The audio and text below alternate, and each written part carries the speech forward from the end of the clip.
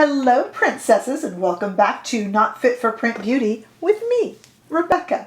Today we're going to take a look at the care and feeding of our expensive and even not so expensive makeup brushes and tools. This video is influenced from feedback I've heard from you guys directly addressing 2 points. Number one, a lot of people have asked me for a video about storage and cleaning of our beautiful Japanese brushes, but like I said, this can go for synthetic as well.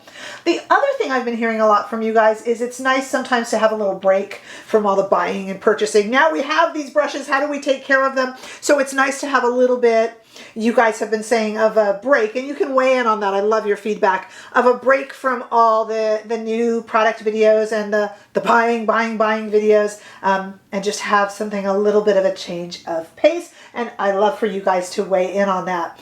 The third thing that I'm going to add is that this video is very much kind of, Rebecca style. I guess I can't really do it any other way. What is Rebecca style? I don't have a lot of time, guys. I go quickly. I love things that are organized, but I need to be organized and quick about it. I got a full-time job. Counting this now, I guess it's 2 full-time jobs almost, to be honest with you. A whole house to run, 2 kids, a husband, so 3 kids. I have got it crazy. You're gonna see when you go into my bathroom with me, you guys. I don't usually go into my personal life, but we had a pipe leak and half of our house is taken apart now. And I'm sharing my bathroom with 2 teenage girls. So, you know, send a helicopter or something, lend me your bathroom. You're gonna see the clutter. So anyway, I don't have a lot of time, but I don't like messy, dirty brushes laying around. I like to clean them. I like to store them. I do spend good money on the products I own, and I want them to be taken care of nicely. So that's actually really important to me, but I have to do it quickly with a minimum amount of clutter. So we're going to talk about all of that today in a real quick video that just kind of sheds some light on how we can take care of these things that we have spent our good money on. So let's talk about cleaning first. Again, I am talking specifically about natural hair, artisan Japanese brushes, but if you want to lend this to synthetic brushes, you totally can. And even the odd beauty blender or 2 can take a few tips. Okay, so in between uses, you really should not be cleaning your really nice brushes all that often. I wash mine a little bit too much because I am on camera and I don't want to come on camera with dirty brushes. It just doesn't look nice. If I were not making videos and the brushes I use that don't make a lot of appearances in my videos, I wash them really every few weeks. This is assuming that you do not share brushes and that you are using them on your own kind of clean face. If you're sharing brushes, if you're a makeup artist, working on clients, etc., I don't know that this all applies, but we're talking for personal home use. In between use, there are a few things you can use. There is a thing called a switch. Let me get mine. Stay right there. So this is what is called the switch. It is the Vera Mona switch. Don't run and purchase this yet. I got to talk about it. What it is because I'm not going to recommend it necessarily, guys. So don't run with this. But it's like a scratchy. Let me see if I could zoom in on it.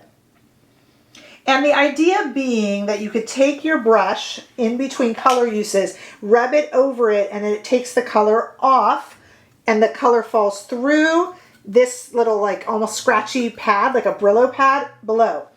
This really works well, but especially for synthetic brushes. It is really not great for these soft, gentle, artisan-made brushes. So if you are going to use a Vera Mona switch, my recommendation, that's just my opinion, you can disagree below, is that save it for your synthetic brushes. It's great for a quick switch. It's not my favorite for my really expensive, fine-haired brushes. So what do I use in between? You can use 2 things.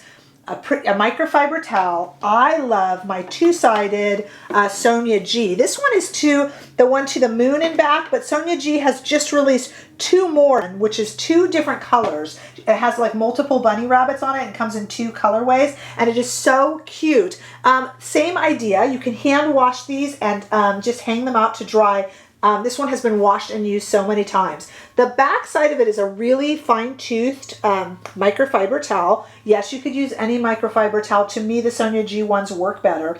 You take a brush like this one, which has applied some blush, and I don't know if you can see that coming off of it right now? And that's really gentle on the brush, whereas the Vera Switch is not as gentle. This is really gentle, and what you see now is, see how it took the makeup right off of it in between cleanings, and if you need to switch color, that's the best. I love the Sonia G, and I have linked them below. Everything I've linked below is currently available, by the way, if you are looking to pick up any of these things. And if you want, you can use any other microfiber towel. I like these, and I have linked the 2 new ones from Sonia G, which are so beautiful. But save your Vera Switch for probably more synthetic brushes. I think it's a little too harsh for the goat hair brushes and the fine hair brushes, but you can weigh in below on that. When it's time to wash, and like I said, I wash mine quite frequently, but if for just personal use, every few weeks when it's time to wash, there's a few different ways to do that. I personally like the Beauty Blender Solids, which I'll show you in a minute in action. These little guys, they're $16, and there's a mini that you can get for $9, again linked below. And they have their, they come in unscented. This one is the lavender, and then I'm going to show you me using the charcoal one. So there's 3 different scents. Unscented is my favorite, but I like lavender and charcoal. I've never broken out or anything as a result. And what it basically is, it gives you this little like rubber pad that you can wipe the brush on, but I really don't use that. And then it gives you like, it's almost like a bar soap, a solid bar soap inside that I'm going to show you how to use it with the charcoal one. But they're very inexpensive, $16, $9 for the mini. You can also cheat and just use a bar of regular old trusty high quality bar soap. Don't tell anyone I told you that, but you can.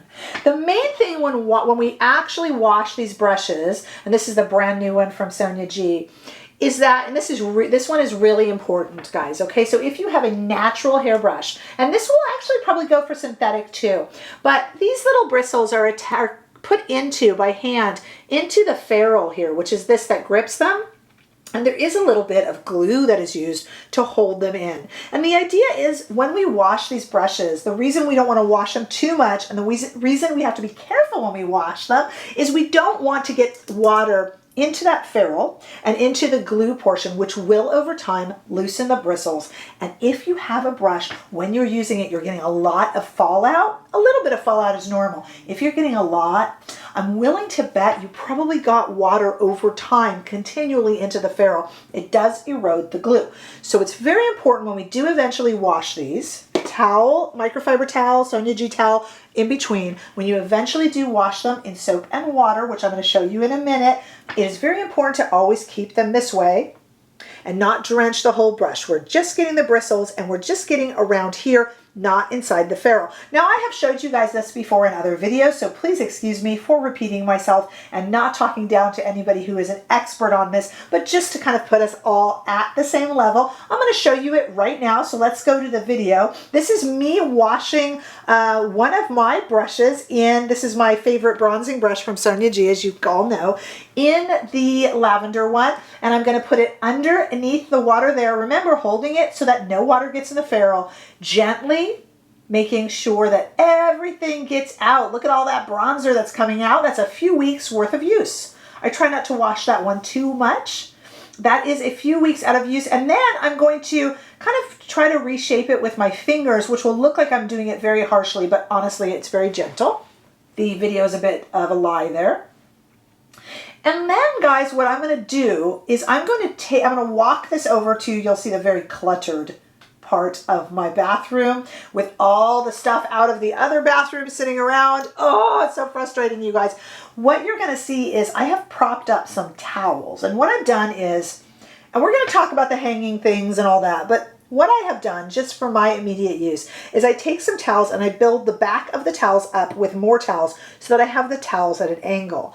Everything with these brushes, when they're wet, needs to be done at an angle so water does not get into that ferrule. Then I can put them up, as you'll see here, with the tush of the brush facing up, and I can make sure that no water gets into the ferrule that way. And so it is drying so that it is all ready to go and drying beautifully the way that it should be, with no water getting in where it should not be getting in. This way it can dry just like that. The water goes down into the bristles and out and not into the ferrule. That is why it is not standing with the bristles up That is why it is down. And then they dry, overnight. Sometimes I take them and even fluff them a little bit while they're drying, just to kind of keep them nice and fluffy. And then afterwards, they should have their shape and be ready to go. Now, the question I get often asked is, what about these little round spinner things? You guys have seen them. I'll insert a picture. They hold a brush upside down so that the water doesn't get into a ferrule. And they often come with these little things that can go around the brush to hold them in shape when they're drying. If you have room in your bathroom, good for you. I feel that they're a little bit gimmicky. You can take issue with me in the comments, you guys. I'm totally fine with that. If you have one and you love it, great. I'm sure they're wonderful and very handy because you just clip the brush in them and they dry like that. To me, I just build up the towels, old towels, and I put the brushes on them, and then I take the towels and I put them in the wash. And then I just don't want the clutter. I don't want that big plastic thing sitting around. And the little things that go over to keep the shape, I do not personally find them necessary. That is just me. If you love those, you do you. Totally cool. The Rebecca version is wash them in the soap, rinse them out, put them on the built-up towels, get on with my day. I try to do that when I don't have too many to wash, and use the towel in between. That is the Rebecca version. You can also wash beauty blenders like this, and you can obviously you're not needing to worry about a ferrule with these, obviously. And you can wash synthetic brushes the same way all at once. Bar soap, beauty blender solid, whatever you want. Rephr has a brush cleaner made in Japan that I have not tried, but I have heard only wonderful things about it. And that is super inexpensive as well. I think the brush soap from Rephr is like $12 now when it's not on sale, depending upon when you're watching this video. It's linked below and it's $20. So super, super easy way to clean your brushes. Can you use Johnson & Johnson baby soap? Totally. I like a bar soap or a solid myself personally. Can you use gentle dish soap? Probably. I prefer a solid, and make sure that that water is clear when you're moving it around. Don't get water in that ferrule. How do you store your brushes? Well, there's a few different ways to do that. The first way is with the Sonia G wooden container. Let me show you that. I have my things all over the place today. I need to, look, I really need to fire my secretary, but I just haven't had the heart to do it around the holidays. Plus, my secretary is me.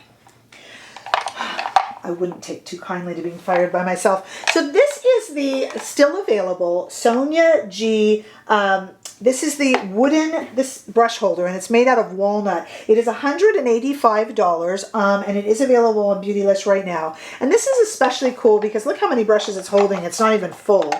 And the insides of it move, so you can make, let me see if I can show you that. You can make different spaces. It looks like I have them all kind of opened up. Pardon the loud brushes moving around. But you can kind of move that little insert there and get it wherever you want it. Yes, she had some other limited edition beautiful wooden boxes, but we're only talking right now about things that are actually available to you, and I could link below in case you are interested.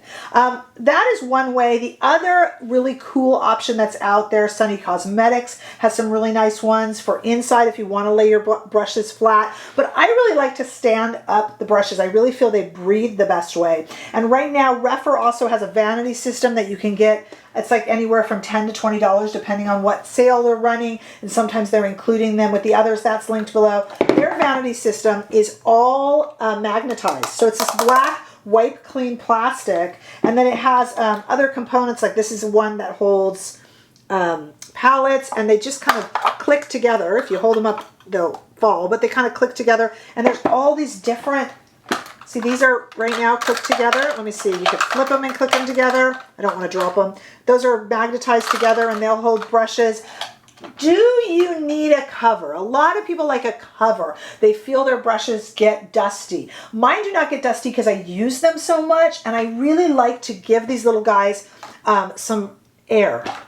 I really like when they air out a little bit. I don't like to keep them covered. I often feel that they can have a bit of moisture, either from cleaning or from a cream product, and I personally just don't want them covered because I feel like that could breed bacteria. But I do understand the issue of dust. I don't know, I just keep my towel ready to go, and give them a dust off, and then go to town. So I don't have a problem with them being uncovered, and that is my reasoning for that. It's just kind of a cleanliness issue. But there's a lot of different ways to do that. Can you store your brushes down and in a drawer? I don't have enough drawer space, but if you do, great. Mostly it's about not smashing everything. You know, Sonia G and quite a few others have some beautiful ways to travel with brushes, and I know that in Sonia's she was very careful not to do anything that would smash or hold these beautiful artisan handmade brushes in any sort of a way. Anybody who's ever stored their brushes wrong,